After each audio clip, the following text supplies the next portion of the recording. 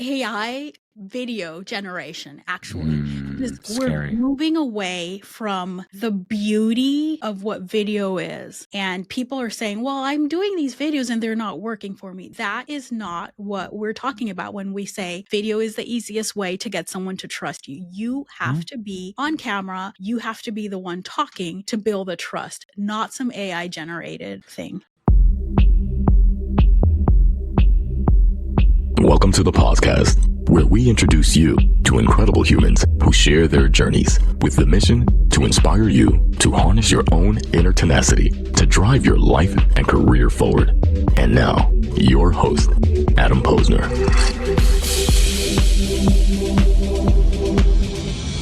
Hey, everybody. Welcome back to the podcast, where I bring you the best and the brightest from more of the business, marketing, and personal growth to help you harness your inner tenacity and drive your career forward. Folks, my guest today on the podcast is Rona Barnett-Pierce. Rona is a founder of Perceptible Studios, where she helps talent acquisition and HR leaders scale their impact through video and content creation. Building on her experience as a leading TA teams across talent marketplaces, SaaS media, she brings a deep expertise in employer branding, personal branding, and talent attraction. She also hosts the Throw Out the Playbook podcast, which is all about reimagining recruiting for modern TA professionals. I'm all about this. I'm excited for the conversation. Rona, welcome to the podcast. Yay, I'm so excited. Thank you so much for having me on the podcast today. I love it. I was just having some mic envy. I like her pink mic over there. I was like, that's interesting. I'm going to stick to what I got here, but I like it. It's on brand there. So welcome to the show. You know a little bit about me. I know a little bit about you, but by the end of this conversation, we're going to be old friends. But for the folks out there who may not know you, I always like to start from the beginning, the origin story, because it really tells where people come from. If you don't mind me asking, may I ask what your parents did for a living? Yeah. So my mom is a nurse. Well, she's retired now. She worked as a nurse and the Social Security system in Panama. That's where I'm from, in Central America. So her role was at the hospital ICU for many years. Wow. And then she did more of an administrative / political type role later on. And my dad worked at the Panama Canal in maritime operations. Basically, he was SME for any simulations, any type of training for pilots and stuff like that in the canal. And that's where he worked for 45 plus years. I'm so fascinated by the Panama Canal. Like I always go down the rabbit hole whenever it's on like Discovery Channel or Learning Channel, and they're showing like the history of it and the working of it and just how the locks work and everything. And then you get the politics involved with it and all the history of, you know, the fighting around it and how it's been highly politicized. It's pretty fascinating. Yes, it is. It really is. Wow, that's a podcast for another time. But while we're here, and your background is interesting. I mean, before you got into this world of talent, content, talent creation, you came from a world of tech and ops and IT. And how the heck did you get into this world? Well, like most people, I was pushed into it. I mean, really, Push, not fell. Yes, Push was aggressive. Yes. It was aggressive, but I am very grateful for it. So basically, I was the operations manager for a software development company after being a software developer myself in project management. And I was very vocal about my distrust and not liking our recruiting partner. And the CEO, who was my manager, was kind of fed up of hearing me complain. And he's like, great, recruiting is now under ops. It's your thing. And I was like, I think he was trying to call my bluff, but I guess he didn't know me enough, because I was like, challenge accepted. Challenge accepted. I loved it. And it was hard. And I learned it wasn't as easy as I thought it was, but I loved it. And I haven't looked back since then. What was that first misnomer that maybe you thought, you know, hey, listen, it's talent, it's hiring. How hard could it be? What was one of those things that kind of hit you in the face right away? That you can talk to a candidate and really think, like, initial phone screen, like they hit the mark. And then they get to the hiring manager and it's like, dude, this isn't what you told me. What are you talking about? Type of thing. So yeah, I experienced that one firsthand, which was part of my frustration with the previous recruiting partner. And it's like, oh, it's not that they didn't ask, it's that people conveniently leave things out. Well, you just have to get good at asking, I guess. You have to keep going, right? And I think it's something along the lines I've heard once before. It's like 3 questions to get to the right answer. And a good recruiter is inquisitive, and you have to have that in your DNA and ingrained with it. And for me, I had it ingrained, but I needed to learn it. I needed to learn the art and the science of recruiting, right? There's two sides of it to understand a candidate's motivation.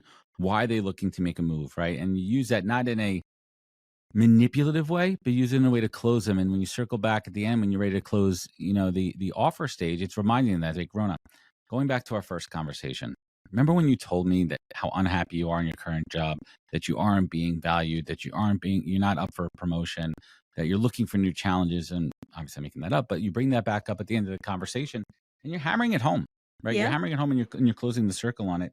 When did the idea of, like, you had the operations experience, so you know how to improve it from that perspective. You worked on the recruiting side of it too. When was that first sign, Rona, where it's like, there has to be different ways to attract talent and the idea of content come into play? It was pretty early on because I'm actually an introvert. I Hmm. have never done a cold call and probably never will because it just That's terrible. anxiety inducing. So I needed to figure out a way to attract people and not me have to be calling them and to get people to trust me. So that's what I did. I started creating content. And also when I started really working with hiring managers, we had hard to fill roles. Hmm. And I just one day was like, you know what? Let's get on this Zoom call. I'm going to record. I'm going to ask you the same questions that I asked you during our intake. I'm going to record it. I'm going to cut it up into videos and we're going to share that along with the job description so that people really understand what we're looking for, because there was a disconnect happening between what we were writing and what people were understanding. So that's really how it all started. Was there a hesitation on the corporate side of dipping your toes into the content game? Yeah, there always is, but I'm a startup girl. I've worked at Yeah. startups, so there's a lot of flexibility there. And there's a lot of like, let's just try it once. And if it doesn't work, then we don't do it again. And it always worked. So I kept going. But yeah, there's definitely Kept that going. hesitation. I'm going to go back to something. I don't normally do this, but I want to double back and talk about something because it's rattling around in my head and it's a topic I've been thinking about. Some candidates are just really good at interviewing. And then when the rubber hits the road, that's where they fail. And I am guilty as charged. Back in the day, I am a damn good interviewer, Rona. And maybe I swung, above my weight, whatever the expression is. And I landed jobs that maybe I wasn't the best qualified for, but it wasn't until you get into the role. And regardless, you really don't know how a candidate's going to do until they get into the role. You don't. But you look for indicators. You look at green flags, yellow flags, red flags along the way. And you learn by trial by fire, right? And as you progress as a hiring manager and an interviewer, you do learn to ask those hard questions. And I feel like in this market right now, do you feel like candidates are more inclined, or they feel the need to maybe stretch the truth a little bit? Like what's going on there? Yeah, I mean, I don't necessarily blame candidates. To be You have honest, empathy, right? Like you have the empathy for them. yeah. And I always like, I can give an example of myself, and I don't think I've ever shared this story, Oh, but exclusive. A yeah. podcast exclusive. I wish I had that sound effect button right here. So Yes. 2020, I was laid off from my job and I always had my side business. So I was doing that, but I was kind of scared of the whole, uncertainty of Hmm. being a business owner. So I kept my eyes open, and someone I had worked with told me about this job. And I interviewed for it, and I could tell, one, I did not want to do this job. So it was going back away from TA, which I had worked to do, but it was just doing a project management job. And I knew I could do this in my sleep, but I also had to convince them.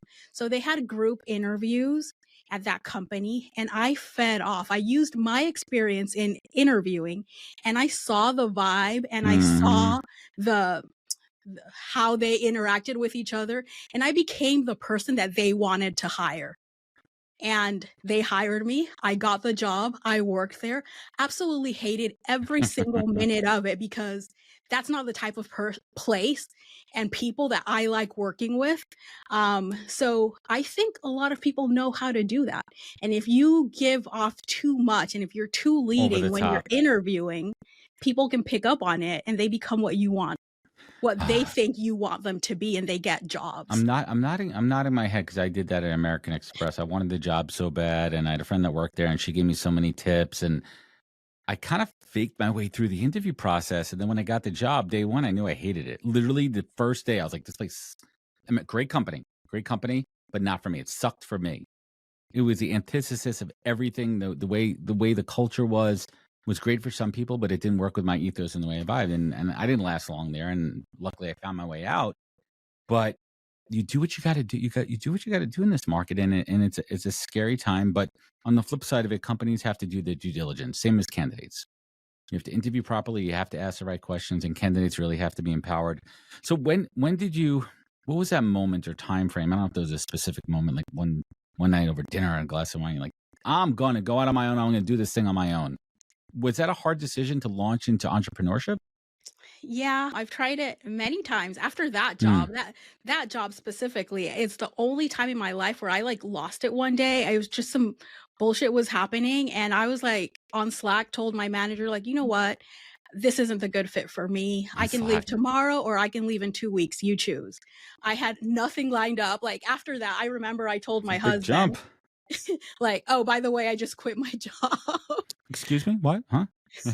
He's like, "Oh, okay." So I did that. And then I was out on my own for a few months, but I found through my content creation and everything, I found someone I didn't find. I had already been connected to. It's Tara Turk Haynes, Oh yeah, she's great. the She's most coming on the show. amazing manager I've ever had in my Oh, life. she's coming on the show. Yeah, we got her on in a few weeks. Oh, that's so cool. Yes, the most amazing manager I've ever had.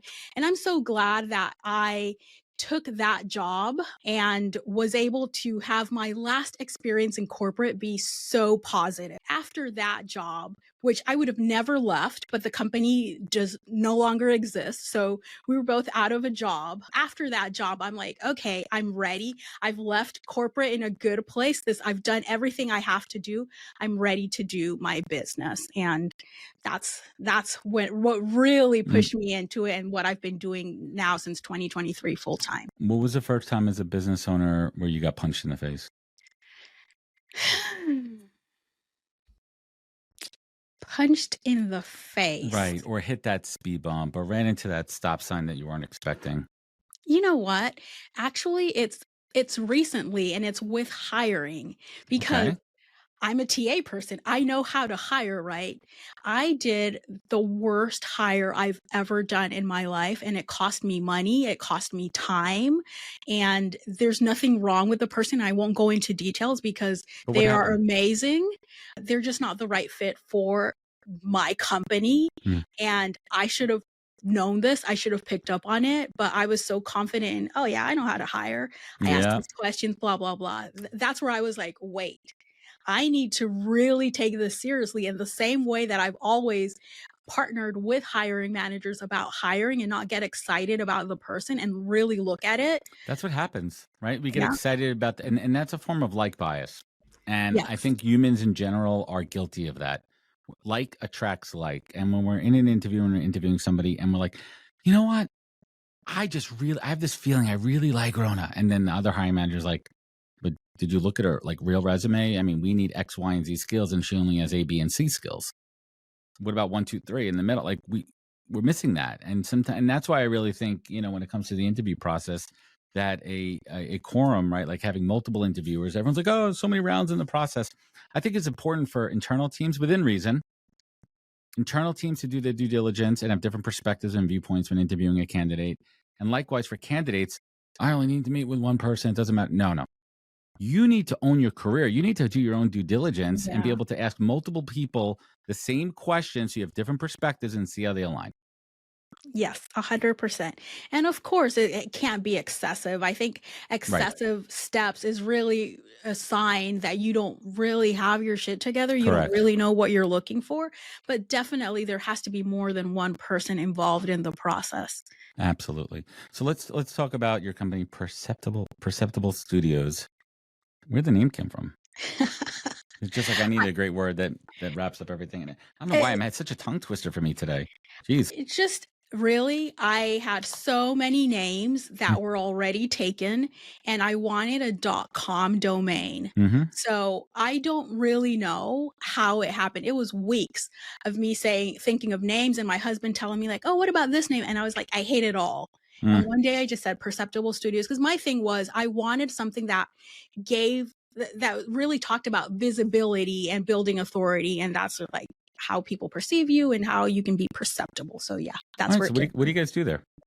So we are, I think, the number one done for you video content marketing agency. So what I do for people is I firmly believe that video is the easiest way to get someone to trust you.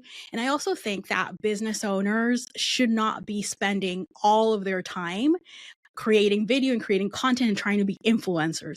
So what we do is we get in a virtual recording studio with just similar to this one with our clients, and I basically ask them questions. We do all of the research for topics that they should be talking about based on their goals and everything.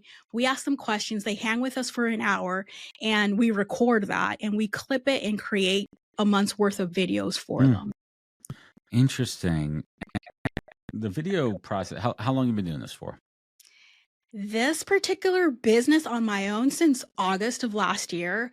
But like I shared, I've been doing this as part of my job, as part of talent attraction. It's always been my strategy, I would say, since around 2019. Got it. We're going to talk about the tech side in a moment here, but let's talk about the art of video creation, and it starts with storytelling. So when you talk about the process, and we'll have a hypothetical company here. What is that first step to help define and refine the story before you even get to video? So after someone signs with us, so first of all, I always have a call to make sure that it's someone I can help. I want to make sure that I believe in your mission. I believe what you're trying to do, because I can't create content for you and help you if I don't believe it. So after that, everything's good. We signed. I have a very comprehensive questionnaire that they answer. And my strategist and we use this to then go out into the internet. I literally employ someone who spends their days on Reddit, on LinkedIn to see what people are talking about. And then we come up with topics for our clients. We create this workbook. We really just tell them, you don't worry about anything. These are topics that you know that you're talking about already anyway, every day. And we just ask them questions about that, but we guide them in a way. Of course, I have a framework that I'm using as I'm listening to questions to them answer the questions. I'm asking them deeper and deeper because I'm thinking of the story that I'm going to tell in the video. I love that approach, just doing it the right way. But how do you keep it as authentic and natural as possible without feeling forced or contrived? I don't give them a ton of time to prep. That's why I don't give questions in advance. And people fight me on this one. When they first start working with me, they'll be like, oh, our recording session is in 5 days. Can I get the questions? No, I'll send them the day before. Yeah, I don't even send them. I mean, I give people like the idea, like you saw the prep I sent you. It's like, hey, I'm going to touch on your passion points. Like, trust me, I've been doing this a long time. The output is good, very good, because there's a process in my head where I know where I'm going and I want it off the cuff. I want it as natural as possible. What's that secret sauce with videos for talent attraction from a content perspective? Being authentic. And people are so used to seeing these like highly produced marketing videos that employer branding teams love to do. A ton of money wasted. No one watches that. And if they do, Garbage. they're not effective. They really want to hear. So with my clients, we're talking about their spiky points of view, like what they really believe and this type of stuff. And it's not just like, oh, love us, I'm great, come work with me. We hardly ever do come work with me videos. It's more of like, or talking heads, like on the bar stool, and it's the executive just sitting there reading off the teleprompter like a talking head. Yeah, no, we don't do those types of videos. So where do you see companies making mistakes when they're going out there doing this? Trying to control what their employees say. So I get hired by companies and they hire me for X amount of employees, right? Usually leadership team, but sometimes there's a mix. When they try to give me like, these are the guidelines of what they can and cannot say. Absolutely not. I will even do a refund. This is not how I roll. Nope. Nope, that's not doing it as well there too. And now from a business standpoint, after doing this for a bit, like where do you think your biggest hurdle is to getting your business to the next level, the next phase? Where do you see the roadblock? I am the roadblock, so I'm always a freaking log jam. My wife calls me a log jam all the time.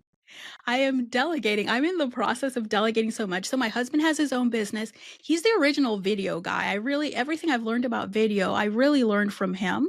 And his business is doing good, runs on its own. So he's recently joined me to like get stuff out, and he'll be like, "Why are you doing it this way?" "Oh, because this is no, we're not doing it this way. We're going to do it this way." And it's like I just have to trust that there's a better way, and that different ways don't mean, or that my way doesn't mean it's the best way type of thing. So I'm delegating. My husband's working on part of it, and I'm hiring more people to help me, usually on a contract basis.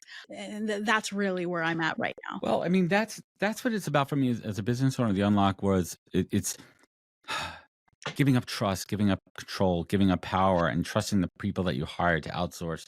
And outsourcing is key. And the mantra that I've been saying for years, anything that somebody can do better, faster, and cheaper than me having to learn it, I'm going to outsource it. I don't need to learn audio editing. I don't need to learn video editing. And especially now with the AI tools that we use here, I mean, I'm doing a lot of that myself. But back in the day, like I need to focus on my business and running the podcast. So if I could get somebody else to do, it's about skill. But so many people, they try to do everything, right? They try to do everything themselves. And I think that is a cardinal sin. That is a kiss to death. Yeah, and I love the process. I love the post-production. I love the okay, I was there in the session with the client. I know what story I'm going to tell, but I know that I have to continue doing the sessions, and I need my team to help me. They have visions too. They are amazing. I have one of the most amazing creative directors. Love it. Yeah. Hey everybody, Adam here from the Podcast. Today's podcast is brought to you by the team at Fountain. Fountain is your full-service frontline workforce management platform. I have to tell you, Fountain's offerings are some of the most robust I've seen for any product in the space. They offer full solutions for hiring, managing, and retention. They are truly a one-stop shop focused on the frontline workforce. They also create informative content using their data. For example, they analyze a bunch of data from their fast food chains and created a trend report you could download now on their website. They also have a new ebook out called Frontline Voices. There's a lot to dive into. Certainly check it out. And you could learn more at fountain.com, linked in the show notes. Thank you. Now, how could agency recruiters, independent recruiters leverage talent for business development and candidate attraction? What do you see in some good stuff out there? For video, you mean? Correct. How can they leverage video for that? Yeah, just turning on the camera and being out there, being themselves. Like, there's so many recruiters out there, but people don't trust us. We have a terrible, terrible reputation. It's like used car salesmen, recruiters, lawyers, right? Like there's a bottom hierarchy of distrust, and it comes from years of people getting burned. Yeah. So when you're different, when you're out there, when you're showing who you are authentically on video, I always like the most common thing people would say was like, "Well, you're just like in your videos." And Yes, I'm like, I love that. Thank you. I'm Thank you. exactly. Yeah. So What just do that and people trust you. and that's exactly it. Like you have to be real, you have to be authentic, and not just saying it to be a buzzword. What is one of the most creative approaches that you and the team have taken with a client? You don't have to mention the client's name, that you're really proud of. Something you're like, wow, I can't believe you came up with that idea. I can't believe the client loved it and bought in on it, and then it was executed. This is a great question. It's time for you to shine. This is flower time. I think I don't know the outcome of it yet, but I have a feeling it's going to be an amazing video. I'm actually getting ready to send it to them. So it was a video where how can I'm trying to think how to do this without giving too much of the client, because Yeah. obviously I don't have their permission.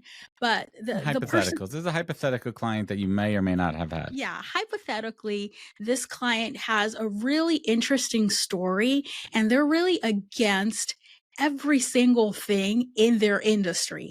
Their industry is very popular and everyone talks about all of these things. And as I was asking them questions during the session, they were like, you know what, this just isn't my jam. I believe this. And right there on the fly, I'm like, let's do that video. And I think that video is going to really, really bring them business because it's really what makes them stand out in the sea of this business that's oversaturated, Of but it was course. real, it was raw, and my creative director did amazing. I know And we're I love it. I can't wait to see it. And from an executional standpoint, how are you guys leveraging the AI tools? There's so many great tools out there, but you have to use them properly and you have to use them the right way. So what are some of those tools that you're using that you're really blown away by? So I, on my end, use a lot of ChatGPT, and I've created my own custom GPTs and taught them my framework for video. So when I create scripts, because I need to check myself. I run it through there and it's Mhm. like, okay, does this follow my framework? Because at the end of the day, we want results, not just cool viral videos, right? So I use it for that. We use AI obviously for like spell checking and captioning our videos and all of these things. Really, I use AI for so many Yeah. things, it Game like changer. daily. It's a game changer, and my it's going to be on my grave one day is use AI as a tool, not a crutch. It's how is AI making your role more effective and more efficient, and that's what it's really about. I mean, I went from when I started the show 6 years ago, I had a separate video editor, audio editor, separate graphics. Now I have one guy that does all that, and then I'm handling the clips. We're talking about Riverside right here. At the end of this podcast, I hit a button and I have my show notes. That used to be a manual process where someone would listen to it. They would handcraft them. Same thing with show research. I built my ChatGPT tool with a framework to ingest my guest bio, their topics, their passion points, give me the framework that I want. I have the bullet points in front of me of where I want to take this conversation. And it gets me 85% of the way there. I just made up that number. It gets me very high up there, from where I want to be. And then I wordsmith it. Then I go through it and I rearrange things and I get them to where I want to be. And it's working smarter. It's working more efficient so I could focus my time, but the quality is still there. The key is, Rona, and you know this, you have to fact check everything. You have to go through it with a fine tooth comb because it's not always gospel. Oh yeah, 100%. And I use it a lot for my podcast as well. I like to do these trailer style Mm. intros, and I use AI to come up with that. So I feed it the transcript and it's like, okay, this is what was said. How can I like help me create this trailer? And I've trained it on what my style is and all of that. But yeah, I definitely fact check it because my conversations with AI are like, have I ever used that word? Did I not tell you that that's not a word that I use? That This doesn't doesn't sound like Rona. She would never yeah, use a exactly. word like Like this that. doesn't sound natural to me. Try again. So That's let's half of let's my it is right. And sometimes you look at chat and be like, I yell at it sometimes. I'm like, yes or no, or that's awesome, or what are you talking about? Let's get into the podcast. Throw out the playbook. What is it about and who's it for? It is about modern ways of recruiting. Look, we've been, everything in business has changed. And this is what I Mhm. said in my trailer. Everything in business has changed except for the way most companies hire. Like there is absolutely no reason why we're still doing things like we did back in the 80s when Mm. I was born. And companies are just, it's just so much of like, well, we've always done it that way. It does not work anymore. People are different. We have different generations. So it's all about, I highlight people who are doing different things. My first episode was about someone who's using a podcast to attract talent. It's their number one talent attraction tool for a media company. They have a podcast where they feature their employees and their employee stories. And it's the cheapest thing that they've ever spent Mhm. money on for employer branding. And it's the most effective one. So it's that type of thing. And we really talk about practical things. Yes, these are cool ideas, but how do they do it? What tools are they using? And most importantly, how did they get management on board? I'm nodding because I did a keynote exactly on this in November at the ERE conference. I did podcasting for talent attraction, and it's absolutely incredible. It seems daunting, but when you bring on a consultant like you or me who knows how to do this the right way, the power of it to empower your employees to be the guest, to be the host, to talk about the company. I always say show versus tell, Yes. right? And a podcast will show.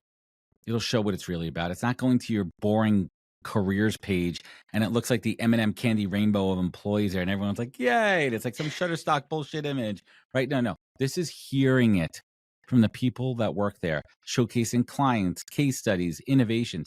That is groundbreaking. And I say this all the time. If you want to attract the top one, this is like the last thing I said in my keynote. If you want to attract the top 1% of talent, you have to do what 99% of the other companies out there are not doing. Simple as that. 100%. You could borrow that. I'll let you borrow. As long as you give me credit, you could borrow that, Rona. You could put it in there, or you could hire me for 5 minutes. I'll come in and I'll do that spiel. How long you been doing the podcast? How many episodes? How's it going? I've been doing the podcast since April of last year, and I Keep it have, going. I think, 29 episodes because I took a break, unplanned break at the beginning of this year. I just ran into a period of like creative burnout. Mhm. But I took a break. I always listen to my burnout things. I took a break and we're coming back strong. And I'm really leaning on what my strength is, which is storytelling. I think we were getting a little too guided by sponsors. We were getting a little too like tactical, and Yeah. that's great and everything, but I want to tell stories. Let's talk about burnout for a little bit from a creative standpoint. I think it's really important. I do a lot of shows, and I'm a big believer in batch production. You're my second show of the day, and I learned early on. One time I tried to do 3 shows in a day. I'm like, no way. Two's my limit, and I rarely do 2 unless from a scheduling perspective, because I know how much I give to the show and how much mental energy and my battery drains. And I need to have it. Otherwise, you're not going to get that experience. The guest is not going to get that experience. The audience is not going to get that experience. So you need to understand creative burnout, because then if you're not your best, then it's not going to be a quality product. One of the things that I do every year, I try to take, I'm a big believer in batch production. I think that's a key for any creative out there. You want to have an arsenal. I'm also at least 7 to 9 episodes ahead in the can. That gives me a safety net. So for example, for the last 3 or 4 years, when I go into the summer months, I always front load, and I try to take off July through mid-August of recording podcasts, and it just feels good. And I come back rejuvenated, and those shows are great. They're done. They're in the can. I'm still planning. I'm still scheduling. I'm still doing all the back end stuff, but I'm not doing this. And it gives me just a little bit of time. So what are those signs that you feel of burnout? When I start hating my own podcast. So when it's like, I'm laughing oh, because I agree with you. it's like, oh, I have to do this It shouldn't be intro. work. It shouldn't It's like, feel like I work. love doing intros. That's my favorite part. Everyone's like, I love your intros. When I script an intro and I just read it to myself and I'm like, ugh, I'm like, okay, it's time to take a break because I'm not giving it my all. And I've tried batching like in a day. I can't. I can only do 1 per day. Whatever But feels what right I for do you. is like a week. This is my podcast week. Mm. Because I'm doing so much creative stuff for my clients, for my own content, things like that. I really have to focus on like, this is podcast week. This is Rona content week. This is client weeks. Yeah. I try to do that as well. And you have to give yourself air to breathe. And then there's other times I look at my calendar for next week and I may literally have a podcast 4 days in a row, but then I'm clear because I know I'm traveling and other commitments and other stuff. And I want to keep that clear. That's an interesting one. Let's talk about trends in recruiting too. What are you seeing out there that excites you? What is it? What scares you? And I know the answer is going to be AI for both of those. It works both sides. Yes, AI excites me. I did the last podcast episode that I released at the beginning of this year was about candidate catfishing. That's what I called it. And because candidates there's a lot, I mean, there's literally a business that gives you, like, tells you how to, it's a software where you can feed the questions, and during the interview it's like reading to It's you like a and teleprompter. and this has been around for years, because that's what I was saying. It's like everyone's talking about like, oh, AI is making it easier, but there's been candidate catfishing since in-person interviews. I literally remember interviewing someone, and this was back in 14 maybe, interviewing someone that was in Dallas, and I was working here I live in Oklahoma, so it was in a smaller town in Oklahoma, and we were trying to get people to come and work here. And I remember having the phone interview and having a video interview with this person. And when they showed up in person, I'm like, you are absolutely not the same person I was talking to. I'm not crazy. This isn't No, you are not. This is a false bill of goods. exactly. It's like, who's the real person who knows it? I don't feel like finding out. We're not hiring you. Have a great trip back home. The tools out there are crazy. And I say the same thing to candidates also. Like, there's tools out there that'll take your resume and they'll word match it against a job description, and they'll shuffle in the keywords and make you look good, make you attractive to the hiring manager. And then you go in there and you know what the hell you're talking about. You're not fooling anybody. And it's only going to hurt you in the auto applying and the spraying and praying. Like, be laser focused. And then the people that use these tools, they complain, I applied to 4,000 jobs this month and I'm not getting any results. I'm like, no shit, Sherlock. I'm like, you're applying to everything. You're spraying and praying. You're flooding the system, negatively affecting qualified candidates because resources are limited and it's diminishing returns. And now we're in this endless shit cycle because that's what's happening. And I have deep empathy for job seekers. Everyone out there knows that. But I do not have empathy for the ones that are not doing it the right way. Yeah, but for years they've heard, and that's kind of like what I always say. It's like for years they've heard it's a numbers game, and they've heard that, and we're also using AI on our end. So it's like, how are companies using it? Yes, yeah, that's a phrase that I said. It's we're in the bot versus bot era, and I don't know who's going to win, but it's not going to be good for either party. No. All right. So, okay. Whiteboard session here, Rona. Whiteboard session here. If you were going to design the ultimate talent attraction strategy for a company, what elements are we including here? What are the cornerstones? No one says it's going to be easy. This is where I get to the hard part of the pitch. Definitely video. We're definitely telling stories of your employees, not just talking about. So culture isn't what you say it is. It's what you reward. It's what happens. So we're talking about the things that you reward. We're talking about who's the last person who got promoted, and we're featuring them and why they got promoted. That's what we're talking about. That's what really gives people an in. And we're reinforcing and we're strategically posting. We're not posting the same exact thing on TikTok and on LinkedIn because they're different platforms, there are different people there. So those are really the core elements of it. We're telling stories and we're getting real. We're not telling the typical stories of this is why I like my job. This is why I do what I do. No, this is how I got promoted. This is what I did to get promoted at this company. And then the manager on the other side is, this is why I promoted this person. I love that. I absolutely love it. So let's bring it home here, Rona. If you had to distill your mission into one single sentence, what would it be? Ooh, I love this question. I want to help people truly, truly scale their impact through video. I love it. It ties into your brand. It ties into your mission. What's keeping you up at night these days, Rona? AI video generation, actually. We're Scary. moving away from the beauty of what video is. And people are saying, well, I'm doing these videos and they're not working for me. That is not what we're talking about when we say video is the easiest way to get someone to trust you. You have to be on camera. You have to be the one talking to build a trust, not some AI generated thing.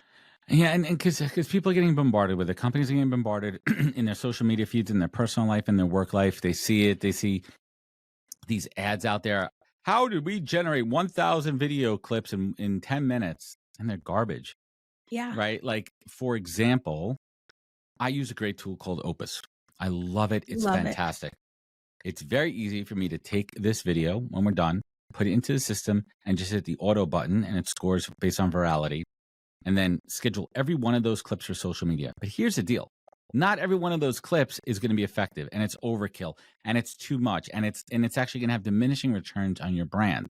So use these tools the right way. I love Opus, by the way. Yes. Use it the right way. Fine tune the clip. Like, I'm going to take this, and again, 80% of the way there, And I'm going to go through each clip of Rona and I talking right now. I'm going to tweak it down. And I'm going to edit out things that don't make sense. I'm going to try to make it as impactful as possible. Then I'm going to auto schedule it. 100%. That's a very similar process to what I follow. I love Opus, and I used to hate Descript, but last week or last month I started using it, and now I'm really, really loving it. They've taken their tool. It's very different from what it was even a year ago. It's Opus and Descript are right there. Descript even goes further ahead and creates blog posts for you based on the video. So everything repurposing. Interesting. Yeah. Love absolutely. It. So let's bring it home here, Rona. This is where we get personal. This is where we bring it home and people get to know you a little bit. What is the single greatest piece of advice that you have ever received that you take action on every day? Ooh. A mantra, something you wake up and you're like, oh, I repeat this in my head. I don't know about wake up and be like, yes, but something that's top of mind for me is something that my dad told me many, many years ago. And I didn't understand it until many years later. But the most important thing in life and in business isn't how much money you have or what accolades you get. It's who you know and how you made them feel when you first met them. I love that, right? Goes back to the Maya Angelou quote, right? They're going to remember how you made them feel. And that's why first impressions and why it's so important for companies. Your first impression with a potential new employee. That first touch point, whether it be through content, whether it be through the recruiter that's your brand ambassador, it has to be taken seriously and it has to be done right. So let's finish it up here. You've accomplished various levels of success in your career, and everyone has their own definition for it. Rona Barnett-Pierce, how do you define success? Success is being able to sleep at night because everything I did that day helped someone else. And I know it sounds like, but that's really how I live my life. If I was able to help someone today, I can sleep at night. If something that I did made someone's life harder or not enjoyable, I can't sleep at night. I love it. Rona Pierce on the podcast. I love this conversation. You guys can find out more, connect with her on LinkedIn, website, perceptiblestudios.com. Check out the podcast throughout thebookplaybook.com. Sign up for the newsletter. We're going to link it all up in the show notes. You can find out more. Rona, did I miss anything? I don't think so. I loved this conversation. Thank you so much for having me. Awesome. Good stuff. This has been fantastic. And folks out there, if this show meant something to you, leave a review rating. It goes a long way. Shoot me an email. Adam@nhptalentgroup.com. I'd love to hear your thoughts. Send it right to me. It goes right to my phone. I get a message like, oh, somebody said something about the show. Let's talk about it. Remember, follow us on social media at NHPTalent on Instagram, YouTube, /the podcast. You know where to find out more at thepodcast.com. Remember, be good to yourself, be better to others, and catch us next week for another great episode of the podcast. Take care, everybody. Wisdom is forever, but for us, it's time to go. Thank you for joining us. Luckily, we'll be back with our next episode soon, jam-packed with more incredible humans. Thank you for listening, subscribing, and sharing. To join the conversation, search the podcast on LinkedIn. And to catch up on past episodes and more info, please visit www.thepodcast.com.